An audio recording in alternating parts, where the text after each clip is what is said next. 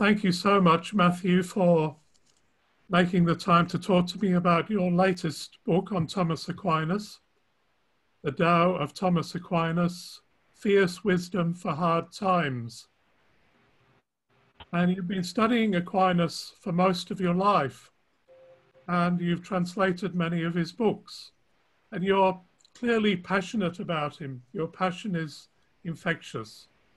I wondered if you could just begin by saying something about what's really inspired you to devote much of your life to translating him and trying to understand him. And you write that the boldness of the man is amazing. Well, what I love most about him is his love of science, actually, and his commitment to bring science into the heart of the life of faith. That there's no for him between intellect and heart. And in fact, his probably one of his absolute primary interests is wisdom. Of course, wisdom brings together heart and head. And so his passion for, of course, science in the 13th century meant Aristotle. Aristotle was being translated at the time by Muslim translators, both in Baghdad and in Spain. And this was considered very radical to bring a quote, pagan into the heart of Christianity, who was being translated by Muslims. You might say that Aristotle had three strikes against him. One was he was being translated by Muslims, and third, he was a scientist. And of course, fundamentalists in the Middle Ages, just as fundamentalists today, were not interested in that. Felt all the questions and all the answers were in the Bible. But that's not what Aquinas thought at all. Aquinas said, I quote, Revelation comes in two volumes, nature and the Bible. And of course, for nature, you go to scientists. And Aristotle was the greatest scientist of the 13th century. It was like discovering Einstein or something for the people of that time. So Aquinas wrote 12 books on Aristotle. That is to take commentaries on 12 of Aristotle's books. And he didn't write a single book on Plato or a single book on Augustine. He wrote 12 books on Aristotle. And tremendous commitment on his part. And it got him a lot of hot water, a lot of trouble. Aquinas was so controversial in his day that there were times when parish priests would whip up with the frenzy of their parishioners, telling them there's this theologian in town who's bringing a pagan scientist translated by Muslims into Christianity. Go get him. So there actually were times when the King of France had to bring out his troops to surround Aquinas's convent where he was living. So I admire his courage. And he tells us explicitly why he preferred Aristotle to Plato. He says Aristotle does not denigrate matter. And so there's not that dualism in Aquinas that the church had been living with for centuries that there is in Plato and the Neoplatonists and St. Augustine, who said, I quote, spirit is whatever is not matter, unquote. You can't get a much more dualistic definition of spirit than that. Whereas Aquinas says spirit is elan, the vitality in everything. Blade of grass, a tree, a horse. So that's a tremendous shift of consciousness. It's also very feminist because Rosemary Ruther, the great Catholic feminist theologian, says the essence of feminism is non-dualism. So Aquinas stepped centuries of what should I say, honoring the dualism of Plato and Neoplatonism, and he demanded that we bring matter into the picture. Matter is not the problem. He says that the body does not sin; it's our choices that sin. And so Aquinas is just such a champion of what he called original goodness. It's what I call in my work original blessing, but he used the term original goodness. And that this applies to, well, Genesis 1, that all creation is good. And in fact, when humans came along, it was very good. Sometimes I think, I just been thinking about this in my old age. I swear, some of these theologians through the centuries have had the first page of Genesis ripped out of their Bible because they don't begin with good, they don't begin with very good, they don't begin with blessing, they begin with sin, which is so anthropocentric. Only the humans sin. Now, given today's cosmology, that means we're leaving out 13.8 billion years of God's work. I think that's a bit of a lacuna. And Aquinas does not succumb to that nonsense, that anthropocentrism, what Pope Francis calls the narcissism of our species. And we shouldn't succumb to that either. And we should throw off all the remnants of that preoccupation, that narcissistic preoccupation with race, and contextualize ourselves. And that's what Aquinas does. He says the greatest thing in the universe is not the human. The most excellent thing in the universe, he says, is the universe itself. Now, given today's science, postmodern science, and their passion for cosmology, it's just a marvelous wedding here of science and religion again. This happened between creation and redemption, if you will, in the Christian consciousness at the time of the Black Death and in the 4th century. That's how Thomas Berry understands it, and I believe he's absolutely right. I've just finished a book. It's going to the publisher tomorrow on Julian of Norwich. And she is so busy because she lived through the Black Death.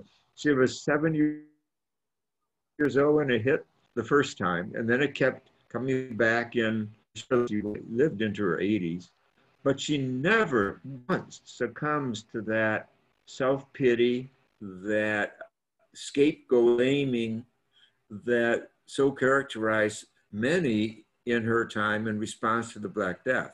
There was a great deal of scapegoating about heretics. It was their fault. Jews, it was their fault. A lot of anti-Semitism rose. Or the flagellants. These men went around beating themselves from village to village 3 times a day because all their fault, their sins brought about the Black Death. But of course, they didn't have the saints we have today.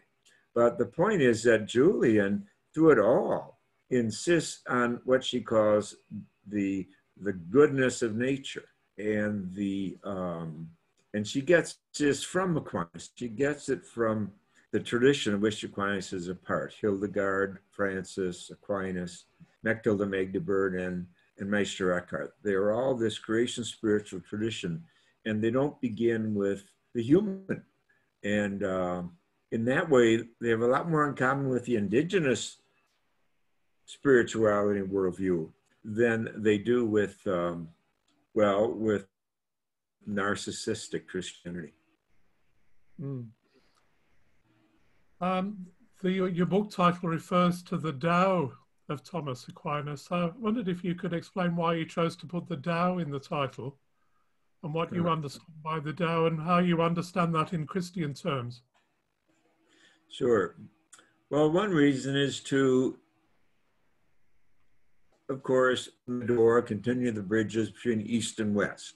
And I think the Tao Te Ching is one of the greatest spiritual documents humans have ever put together. It's a beautiful, powerful book.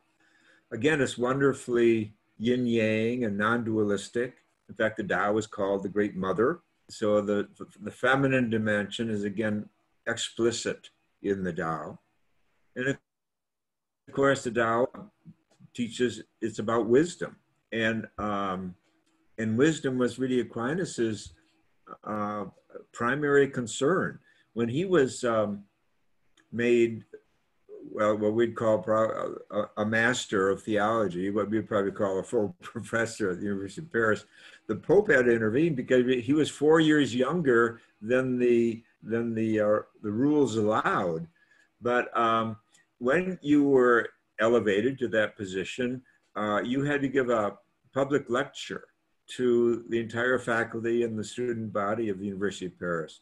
And so it was a very momentous this moment, and Aquinas chose a subject of wisdom. And that alone tells us how much he was taken by the theology of wisdom. And this is very much a preoccupation with the Tao Te Ching also. And of course, wisdom is feminine in the Bible, Sophia in Greek, Chokmah in Hebrew, but she's feminine around the world. Tara in Buddhism and so forth. So, and she's feminine in the Tao Te Ching also. So I just think that it's a beautiful way to look kind of at the contemplative side of Aquinas' work. So often he's been presented as a great rationalist. And of course, he had an immense intellect. He was an absolute genius.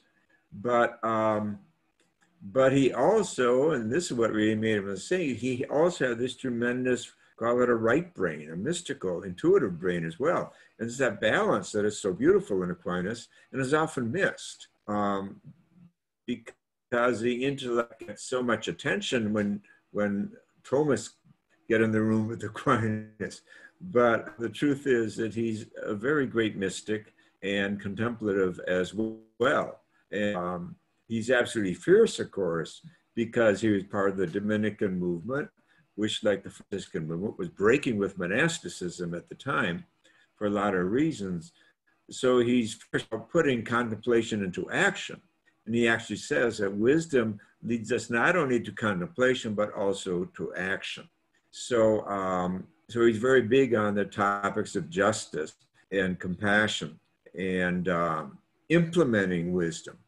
But he also is very big on the contemplative capacities of the human person. Yeah. We'll come back a little bit more to justice and compassion in a minute. I just wanted to look at the other part of the title, Fierce Wisdom for Hard Times. And we're certainly going through hard times. And I wondered what sort of fierce wisdom would he, for example, offer in the middle of this pandemic? What would he be saying to the human race at the moment? Yes, well, that subtitle, Fierce Wisdom for Hard Times, actually, I wrote that before the pandemic hit, but I wrote it at the time that Australia was going through your tremendous wildfires last summer. So even without the pandemic, we're in hard times, and climate change is making that real for everybody. And it's going to get worse, not better. The seas are going to rise. And, you know, this is kind of a warm-up, really. And the coronavirus, this pandemic, is directly related to the climate change and the encroachment of the human population into the bioregions of other species. So we're kind of asking for it. So there's a direct link between coronavirus and climate change. And yeah, so I do think we have to buckle up and get strong and purify our intentions on this planet, what our real values are. What do we want to pass on to our children and grandchildren and great-grandchildren 7 generations from today?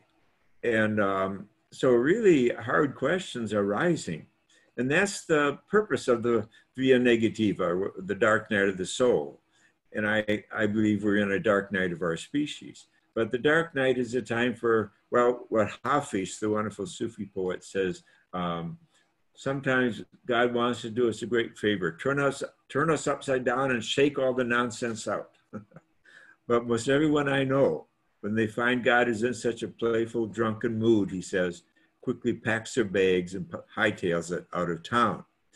So it's so interesting that Hafiz, who was a wonderful genius and a contemporary Meister Eckhart, that he can laugh at the dark night of the soul.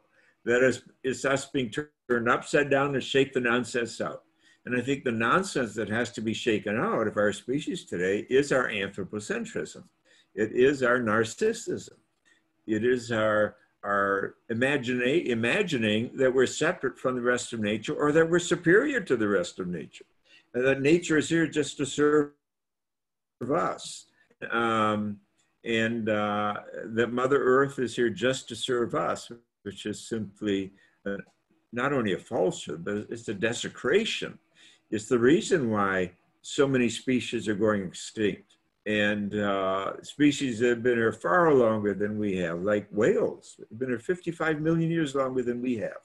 They haven't invented nuclear weapons. So what is this? We have to be shaken upside down, shake all that nonsense out. And I think that's what it means to go through this, this pandemic, but the climate change process that is behind the pandemic. And it's a moment for purification. That's what the Dark Night does. And for clarifying, who are we as a species? And who do we think we are? And what can we be? And how can we turn our capacity for destruction and evil into something positive for future generations, not just of humans, but of all these other marvelous creatures that we're sharing this amazing planet with. What would he say, do you think, about the current divided state of the US? I mean, the coming elections and the racial violence we've seen in recent times? Well, Aquinas would have lots of responses to what's going on politically in America today. First of all, he's the one who really invented the term the common good. Now, he got from Aquinas, but from Aristotle, actually, 1,500 years before him. But he brought it into Western discourse, into Western law. So the common good is meant to be the groundwork, the foundation for what law is. And law, as he says, to be real and authentic, law must be about justice. Now, our current president here is going around trying to build a campaign on, quote, law and order, but, unquote. But he's actually lawless. He's constantly lying. They've counted over 20,000 lies that he's done since he's been president. And this recent convention they just had, they've counted thousands of lies that not only he, but all his followers who got on the air put forward. And Aquinas, again, is explicit that justice and truth go together. Where you have lies dominating, you cannot have justice. So you need truth to get to justice. And Aquinas says, interestingly enough, he says that the proper objects of the heart are truth and justice. So he doesn't put them just in the head.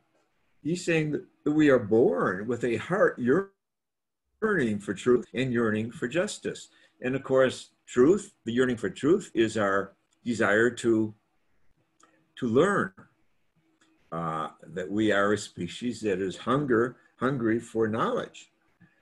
And then the desire for justice is, of course, about fairness and equity and balance. And obviously, we don't have that vis-a-vis nature today. That's what is bringing about climate change. That we've broke what Hildegard of Bingen calls the web of creation, of which we are a part, but we are not here to dictate to the rest of creation. We're living in a web with creation. There's give and take. A web is a very flexible thing, but also very sturdy. But as Hildegard said, if humans disrupt through our greed and injustice this web of creation, God will allow creation to punish humanity. It's not about God coming after us with thunderbolts for our sins. It's about creation biting us in the pants when we get narcissistic. So I think Aquinas would have a lot to say about the very sad state that America finds itself in regarding injustice, including racial injustice. There's no reason for it except bigotry, except projection, except fear. And Aquinas talks a lot about how fear can destroy a compassion in the human being. He says that fear drives out all compassion. So if you choose fear over love, you're on a path of destruction and so forth. But I also feel that the silver lining today in America is that since the terrible murder by a white policeman of this black man in Minneapolis, there's been a lot of marching, including a lot of white people, against the racism among police and in our culture in general. And this is something that's waking up not just a lot of Americans, but I think around the world. The Europeans too are waking up and are marching because, you know, the story, as they say, history's winners tell the story of history. And so colonial powers of Europe and their descendants in America have been busy telling the story about other races for centuries. And now I think a tremendous opportunity presents itself for white people, Caucasians, to get more honest about the price others have paid for our triumphs and victories and our economic system and much else. So this really is an awakening moment. And I have considerable hope that we will get beyond the facade of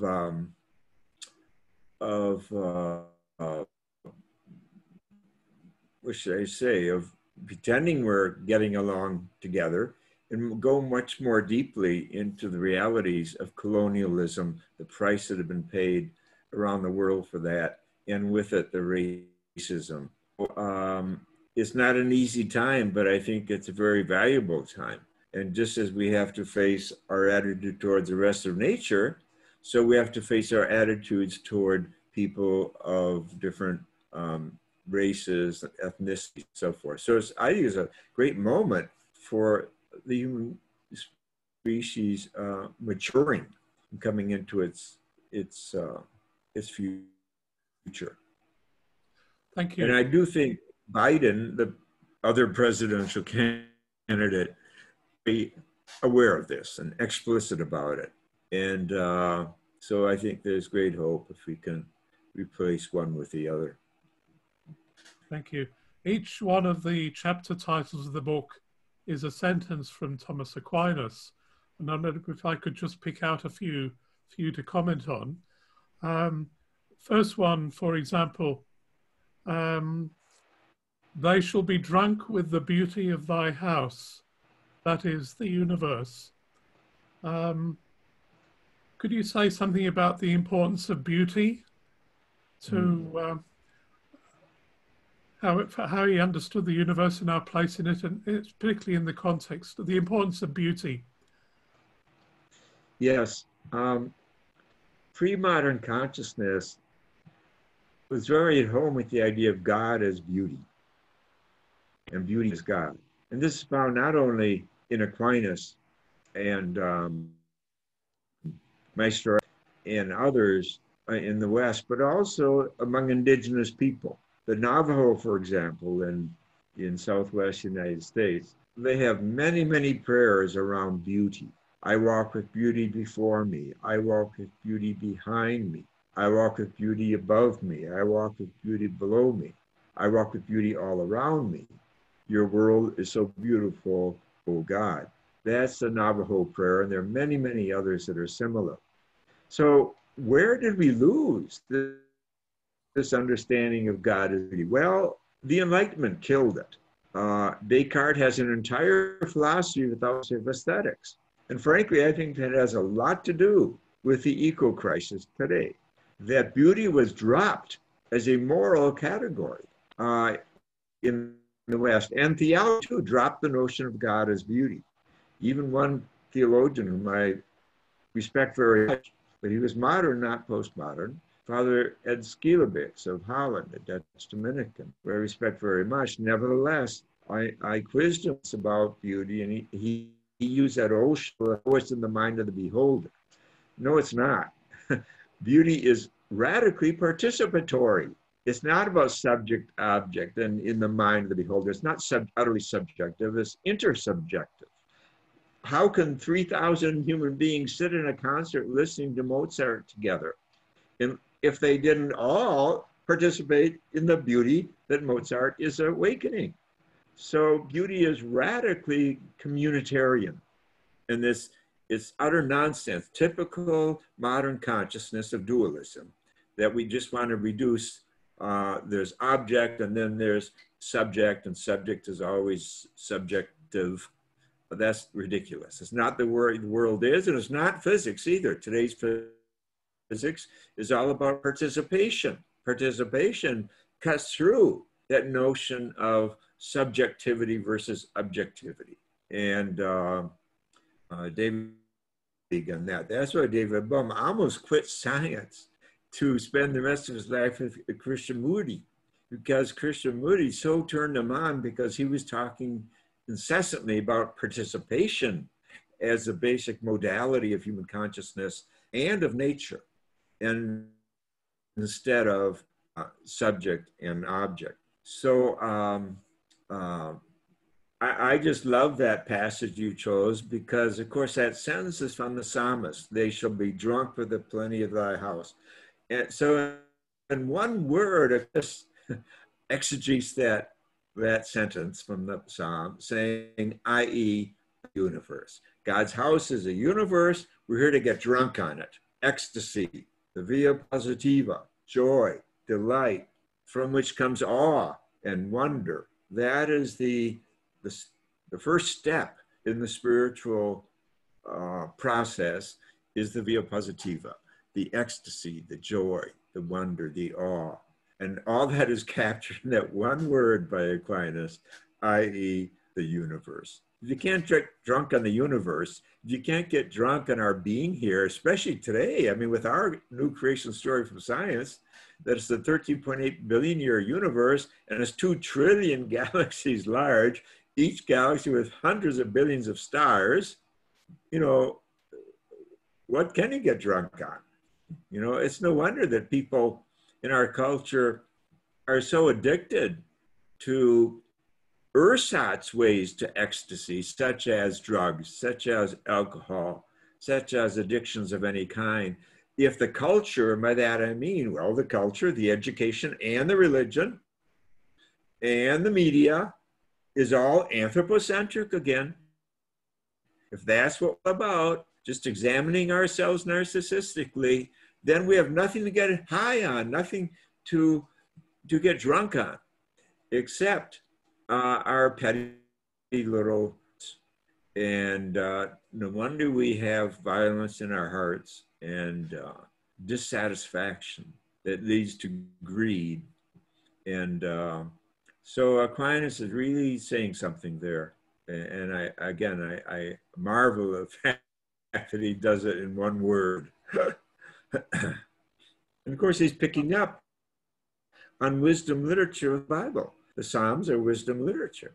And we now know that this is the origin of historical Jesus. He comes from the wisdom tradition. So he was also feeding, nurturing himself on nature, on creation. That's what wisdom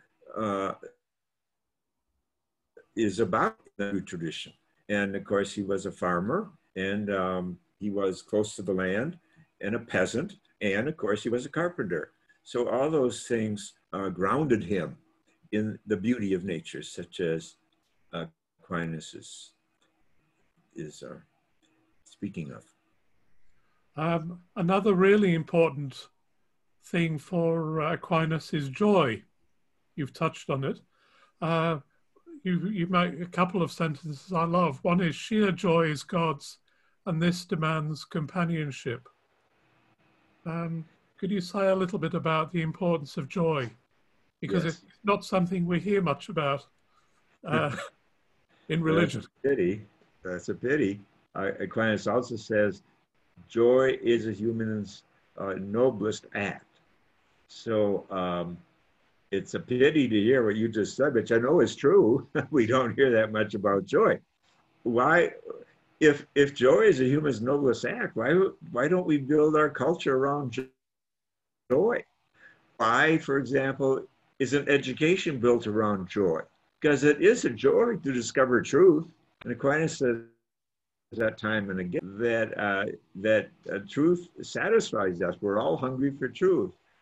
We're yearning in our hearts, as he says, not just in our heads. So, yes, I so like the first sentence you offered from Aquinas, sheer joy is God's and this demands companionship, that I made it the title of my major book on Aquinas that preceded this short book called Sheer Joy, Conversation with Thomas Aquinas about Christ spirituality.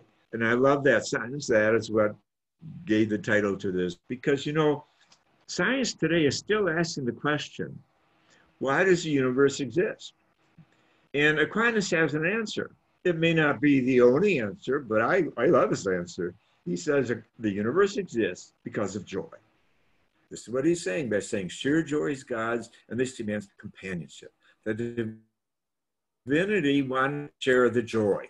And that's why he got all these galaxies and all these beings and all this beauty. Just think of the beauty on little planet Earth alone.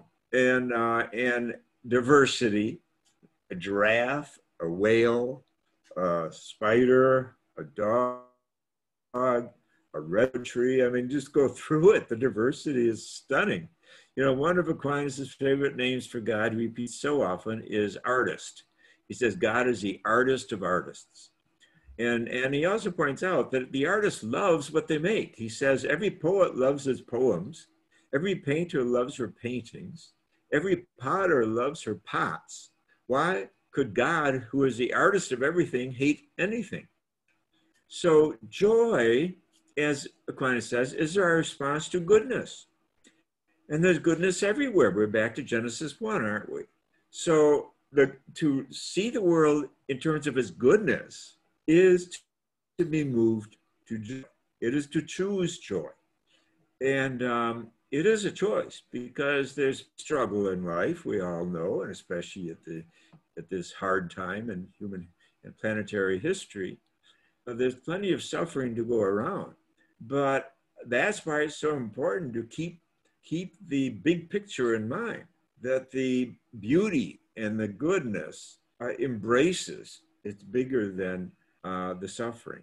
Rabbi Zalman Schachter used to say, there's more good than evil in the world, but not by much, which I think is very realistic and very Jewish. But he is saying what Aquinas is saying, that the good outweighs the bad, and the beauty outweighs the suffering. And we have to be attuned to that in life, and we have to be looking for it. We have to be hunter-gatherers for goodness and for the joy that reverberates from that. So, yes, I do think, just the other day I was on a radio program, and this woman was interviewing me, and she took that same line that I've been talking about sheer joy of God, and then joy is the human's noblest act. And she said, I was raised Catholic, and I was Catholic for many years, but I quit because I found it so morose, and all this talk about sin and everything. She said, isn't that line from Aquinas a revolution in religion? I said, yeah, it would be a revolution in culture. It would turn everything inside out. If we really believed that joy was important, we would have different education. Our religions would change. Our relationships would change. The media would change. And we wouldn't be operating out of self-pity and what Adrian Rich calls fatalistic self-hatred, which she identifies with patriarchy. We'd be operating out of other energy sources. And I think we'd have a lot more energy to get good things done too, and to ask more important questions. And I want to add, this is where Julian of Norwich is so strong, and she's so Thomas-like. She is such an echo of Aquinas, because she is constantly talking about the goodness of nature and how God is in nature, and nature and God are the same thing, she says. And she was living through a pandemic, the worst pandemic ever in the West, the bubonic plague. So unlike all these others who preceded her, Hildegard, Francis, Aquinas, Eckhart, Mechthild, none of them through a plague and a pandemic like we are. like she did. Yet she kept true to this faith, to this trust that that nature is good and we are a part of it. And therefore, she even says, we've received a birthright of joy. It is our birthright to be joyful. Thank you. Echo of Aquinas. He said, this is one of the chapter titles also, joy is the human's noblest act.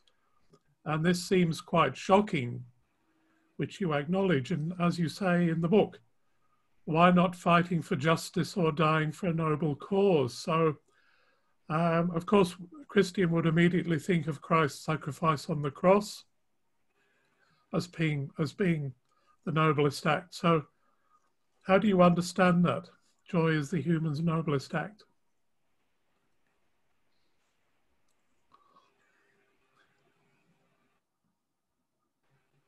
I'm thinking of another martyr in our times, a student of mine. I don't know if you know her story in Australia, but she was a missionary in the Amazon for 42 years. And it's from the state of Ohio here. Sorry, I didn't quite. Sister Dorothy Stang, S-T-A-N-G. And she was murdered, assassinated for defending the peasants in the rainforest and the indigenous people in the forest itself. She was gunned down with machine guns by the plantation owners who hired these killers, 3 of them, to kill her. She was in her 70s when she died. But she was a very joyful person. She went through my program, and then she went back to, in Oakland, California, then she went back to the Amazon, and she knew that she was targeted because she was a leader. And in many, her family and her sister community urged her not to go back because it was dangerous. But she said, no, I need to be with my people and with the forest because we must defend the forest. Without the forest, there is no future. And, but I was told that when she went back, she would often dance, circle dances in the forest, chanting Hildegard of Bingen. She would take off all her clothes and go swimming naked in the river and all this. And that she was eminently joyful all the time that she knew she was fighting, waging a very dangerous battle. And so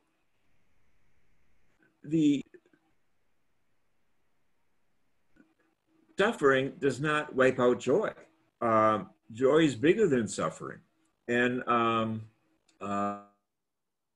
course, courage is what she had, and all of us need at this time. We all have to stand up for justice of all kinds, equal justice, racial justice, gender justice, and the rest.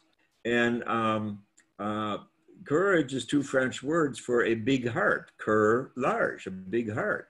How does your heart get big? Well, Aquinas says joy expands the heart, fear contracts it. Joy expands the heart. And so there's a direct link between joy and our prophetic vocations. And indeed, the Beatitudes themselves, and Aquinas points out, they're all about joy. You know, blessed are, happy are, happy are, happy are. And it ends with the warning, the blessed are the prophets who are persecuted for justice sake, for justice sake. So even being persecuted has a joy to it, insofar as you are in love with justice and you recognize that one has to pay a price to take stands about justice. And that doesn't diminish the joy. It doesn't. And look at the great, so many of the people who we honor as prophets, and I've just talked about Sister Dorothy Stang, but they knew how to enjoy themselves also, because you're not a prophet 24 hours a day. You're a human being 24 hours a day, and sometimes you have to stand up and being a prophetic human being. But that's why it's important to drink from the, well, your phrase, the waters of life. That's the via positiva. You have to drink in the joy on a regular basis to nurture you, to make you wet and green and moist and juicy, like Hildegard says, so you don't dry up. and that expands the heart. It waters you. Hildegard had that wonderful concept of greening power, viriditas, to stay green, she says. So important. And so when you're green, you are joyful. The child in you is being playful. And that's what contemplation is about. That's the mystic. It's the puer in us, the puella in us. The child wanting to play in the universe like wisdom does in Proverbs, playing with God before the creation of the world. And Aquinas, of course, defines contemplation as play, playing with wisdom. So it is tapping into that child that's happy to be alive, just happy to be alive. And that's Jesus saying, until you turn and become like children, you'll never receive the kingdom. I think it speaks to the relationship between joy and justice. Joy and justice. We have to make it more explicit. And, warriors for justice also have to be playful people. And the whole role of imagination in the prophets is absolutely explicit. Wonderful book by Walter Brueggemann, the great biblical scholar, called Prophetic Imagination. The prophets tap into their own imagination and then tap into other people's imagination. But you can't do that without play. Carl Jung says there's no creativity without play and fantasy. So all prophets have to develop their creativity, and part of that is play. So joy is an integral part of the prophetic vocation. And the purpose of justice is to bring us to a group experience of the joy of living, like Isaiah talks about. All the rich and the poor will come to the mountaintop and drink and eat together the banquet that life has to offer. That's the goal of justice, is precisely that we celebrate together. But we can't do that, as Meister Eckhart says, unless we're equals. And the celebration, he says, between the servant and the master, between the slave and the master, there has to be that equality for a real celebration to be participatory. And of course, related to all that is that joy is part of compassion, as you've said. And another sentence used in the book is, compassion is the fire that Jesus came to set on the earth. Would you like to add any more to that? Yes, I love that sentence. Compassion is the fire that Jesus came to set on the earth. There's so much to that one sentence. One thing is that fire is yang energy. We often think of compassion as yin energy because, of course, the word for compassion in the scriptures comes from the word for womb in Hebrew. And also in Arabic, the word for compassion comes from the word for womb. So there's very much a maternal dimension to compassion, a yin dimension. But Aquinas is not denying that. Again, he's thinking there's both and, yin and yang. That compassion is a kind of fire because it also is about justice. And justice is a yang dimension to compassion. And Meister Eckhart says compassion means justice. And this is a biblical, a Jewish concept. The word hesed in Hebrew means both justice and compassion. And Eckhart says compassion is where peace and justice kiss. And that's a beautiful understanding, I think. He gets that actual psalmist from wisdom literature. But so Aquinas too talks about God as justice and about compassion as justice. So it's both things. It is this awareness of our connectivity on the one hand, like being in the womb, where you're utterly interconnected with the mother and the mother with you, but it is also about the work of justice. And so I think that Aquinas is saying that if you want to boil Jesus' message in one word, it's compassion. And he also talks compassion is a deed. It's action. It's not just a feeling. It's action. And Hildegard, paints this wonderful mandala of the man in sapphire blue, which for her is the healing Christ who's in all of us. And she has the healing Christ doing this. Now, if you do this, if you make an act of that, or what you're doing, you'll notice you're lifting your rib cage, and you're putting your heart energy into your hands. It's a marvelous archetype for what compassion is. It's heart energy, but it's also work. Going to work with your hands. I'm thinking right now of the nurses and the doctors dealing with this pandemic who are putting their lives on the line every day because they care, that they are becoming very schooled in compassion. The courage it takes to hang in there and do that dangerous work out of love. So it takes fire. It takes a fire in the belly to hang in there, to persevere. Another quote from Aquinas I like a lot is his attitude on anger. St. Augustine just dumped anger as, oh, that's so bad. It's such an awful sin to be angry. Aquinas doesn't say that. He says, a trustworthy person is angry at the right people for the right reasons, expresses it in the appropriate manner and for the appropriate length of time. All the prophets were angry. We have to get in touch with our moral outrage, our third chakra. It's outrageous that we have politicians in Australia and America in complete denial about climate change. How stupid can you be as your country is aflame? I say, we talk about the canary in the mine. Well, we've got a continent in the mine today, and it's called Australia. And politicians are building this make-believe world around themselves, this illusory thing, denying climate change. In Florida, you have seas rising 6 inches in South Miami. There's water on the sidewalk. But the governor of Florida, who's in northern Miami, says, what, me worry, climate change? He even said you can't use the word climate change if you're working for the state of California. You can't put that word to an email. And Donald Trump says the same thing for federal workers. So this is pure folly, and it will kill the human species and many other species too if we don't wake up. So you need that fire. You need that moral outrage. All the prophets were angry. Gandhi was angry. King was angry.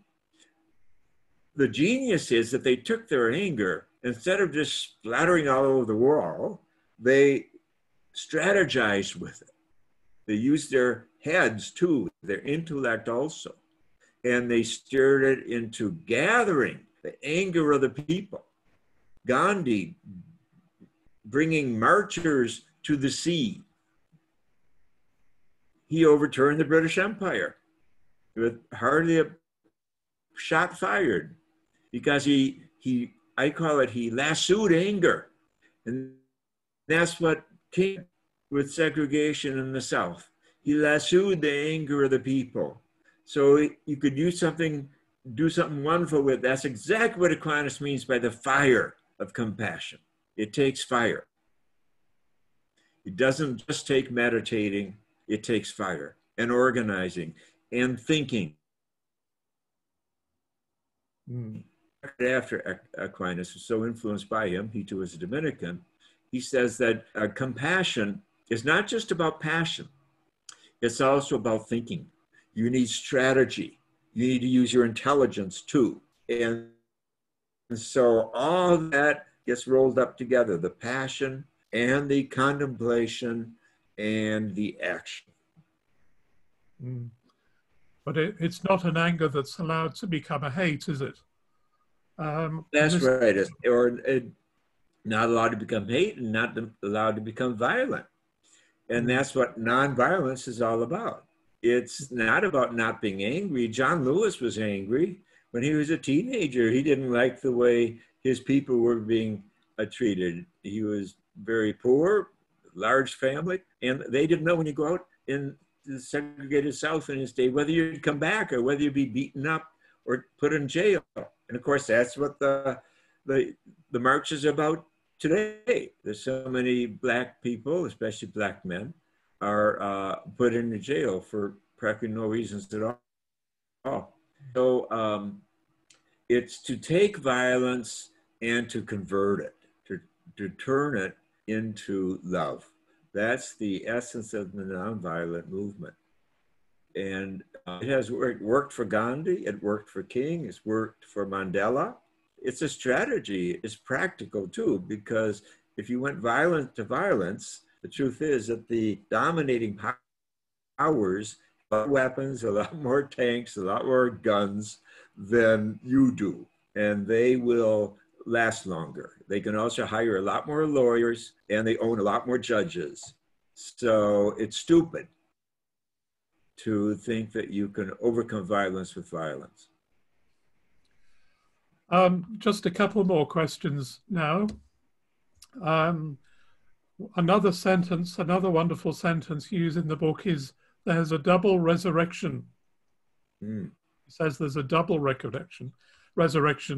And you've touched on this because the first resurrection, you say, is about waking up, becoming enlightened by Christ. And you say that it's about falling in love. We need to fall in love at least 3 times a day, you say. So could you say a little bit more about the double resurrection?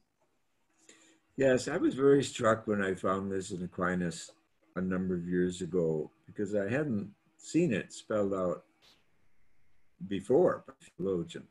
But he's very explicit. He says that waking up is the resurrection of the soul. And so kind of step back from that, and you see what he's saying is most of us are asleep. And we have to be shaken awake. And it's that awakening that is our first resurrection. And he says the second resurrection applies to the body, but you don't have to worry about that if you undergo this first resurrection. It's about waking up in this lifetime. And yes, that includes falling in love 3 times a day. You know, those are my words, but it echoes Aquinas' teaching, it doesn't it, about awe and wonder. How the via positiva comes first. We are here to praise, as Aquinas says many times. And praise is the noise that joy makes. So praise is the via positiva work. And it is back to that whole subject of goodness that we've talked about. And the drunkenness that Aquinas talks about. It's interesting he uses that word drunkenness a lot. He uses it a lot when he's talking about the songs. And he uses it when he's talking about the young people. He says, the nearest thing to a young person is a drunken person. I think it's really very funny. Is that there's a joie de vivre in the young that older people need, and that it's one of the gifts of intergenerational discourse and hanging out together, that the young have a sense of hope even when things are dire. They know how to play, they know how to have fun. And Aquinas talks about the virtue of eutropelia, which is a virtue of knowing how to play, how to enjoy yourself, and he celebrates that. So so this is all part of the first resurrection. It's waking up, and it's using the mind that we've been given, our minds and our hearts. These are such beautiful gifts we should not take for granted. So yes, we fall in love with the beauty of the world every day. Now, human history is much smaller than creation. I love that teaching from a fellow who won the Nobel Prize in Poetry in 1972. I get his name right now. He's Caribbean. But in his acceptance speech of the Nobel Prize, he said that the fate of the poet is to fall in love with the world in spite of history. The fate of the poet is to fall in love with the world in spite of history. Well, I think that's the fate of all of us. The human history is not always pretty. It's full of a lot of rancor and violence and death. But you fall in love with the world, not just history. The world is much bigger. This is what we mean by creation. That's what creation spirituality is about. It's about the cosmos. It's Genesis 1 again. And we're here to fall in love with that. If we would allow ourselves to do that, we would remake history. History would not be as dour as it often is. And I think this is the place we're at as a species today, that we have to evolve quickly in these few years that are left. United Nations a year ago said we had 10 years left. So we got 9 years left to evolve and to put the via positiva forward, to put the realization of goodness and what a privilege it is to be on this planet, put that forward and let our projects, our ideologies of conquering one another, our reptilian brains, therefore, let them retire a bit and put that mammal brain of compassion forward and of love and of falling in love. And we have to de-anthropocentrize this phrase of falling in love. Many Westerners, when they hear it, think, oh, it's about finding a mate for life. No, it's not. It's about everything from wildflowers to whales to trees to soil to rivers and water and poetry and music. You fall in love with all kinds of things, not just one mate for life. That is so anthropocentric again. Thank you, Matthew. One final question. Aquinas had a mystical experience at the end of his life, and as a result of that said everything he'd written, which was considerable, was straw. Do you want to make a comment about that? Well, that is a very important note in his biography, that he said that at the end of his life, and then he went silent for a year, and then he died. So there are different theories about what happened. A friend I have who's a Jungian says he probably had a stroke, because you lose your ability to speak. And your left brain kind of shuts down. Remember the late Father Abid Griffiths, who lived not so far from you in India for over 50 years. He told me how he had a stroke, and he said that what it did was it killed whatever was left of his left brain. He said, for 10 years since my stroke, I've been living entirely in this diaphanous, transparent world of the right brain, he said. And so that literally happened to him. But some would say that Aquinas had a nervous breakdown because he was very under pressure at that time in his life. His best friend, St. Bonaventure, Franciscan, became a cardinal and withdrew from Aristotle and kind of went back to Platonism. So Aquinas was fighting this immense battle between the Christian Augustinians, who were Platonists, Neoplatonists, dualists, who didn't want Aristotle, and he was fighting the Seizure of Brabant, who was an atheist Aristotelian. So he was being attacked by both sides. The atheists hated him because he was still a Christian, and the fundamentalist Christians hated him because he was still working with Aristotle. So he was left alone his last years, and very painful for him. Bonaventure had been very close to him, and they were peers. They were both intellectual and spiritual giants. So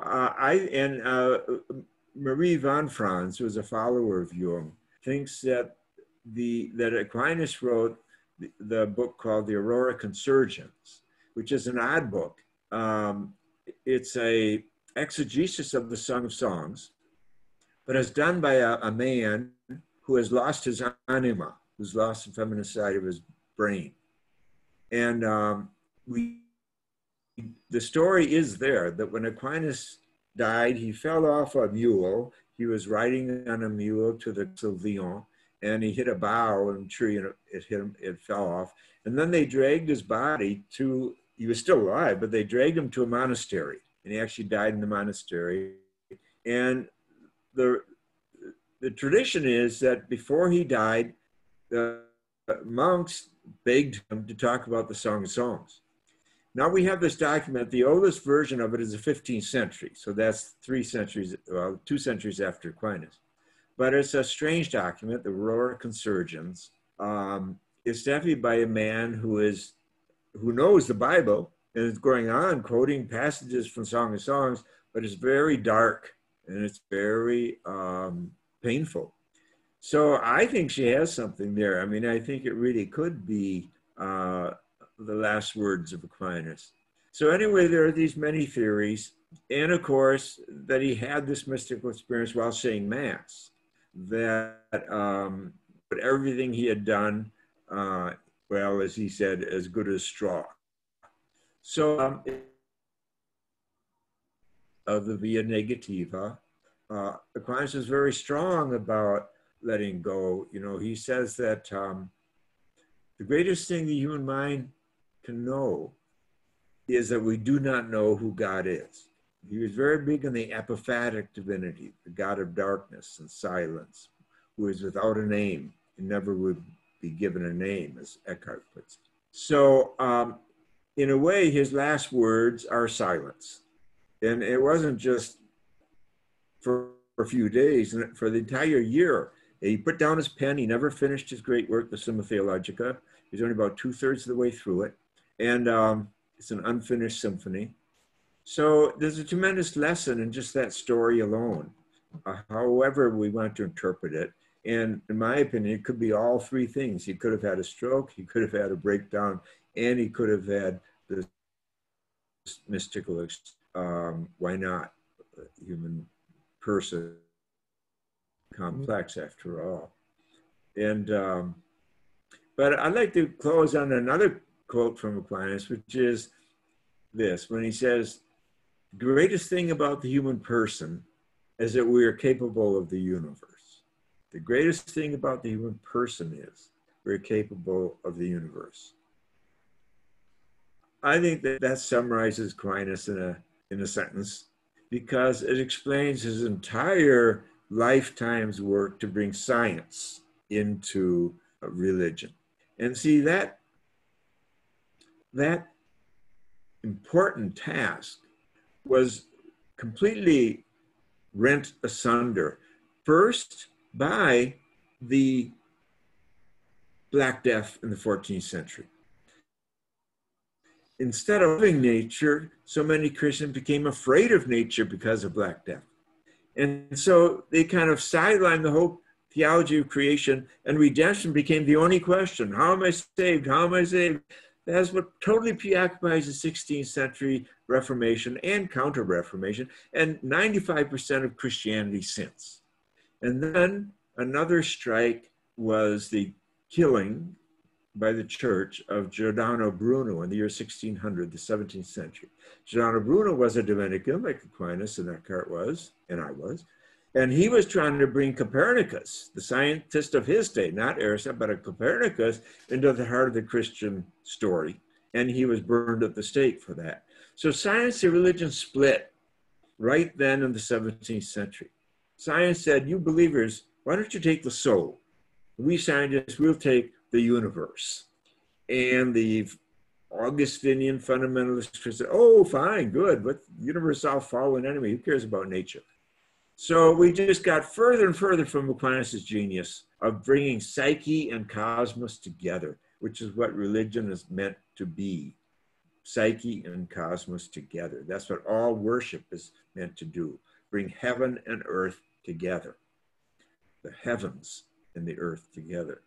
So this is where I think Aquinas has so much to say to us in this day, in this era of postmodern science and postmodern spirituality, because today many scientists are becoming more and more keen about mystery and even about mysticism. There are a lot more scientists who are mystics than bishops. I'll bet a barn on that. And so this is a highlight to the times in which we're living, that we have this new cosmology from science, and we have a reawakening to the creation spiritual tradition, the universe seriously. As Aquinas says, a mistake about creation results in a mistake about God. So, of course, we need science to tell us about creation, which in turn tells us about God. An insight about creation, therefore, gives us an insight about divinity. So, reunion of science and spirituality, that's where we're at. And Aquinas had it in spades in his time. Mm. Well, that was wonderful. Always great to hear you, and thank you for all that you've done over many, many years and all your many very inspiring books.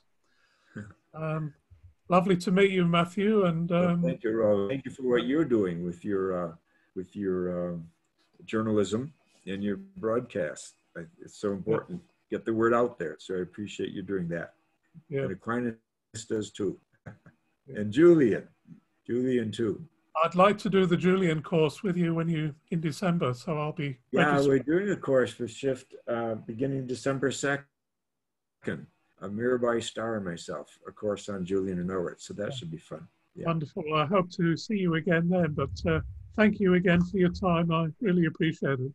Thank you, Roland. God bless. Especially at this time with surrounded by fires, a worrying time for you. Yeah, for all of us. Yeah. Yeah.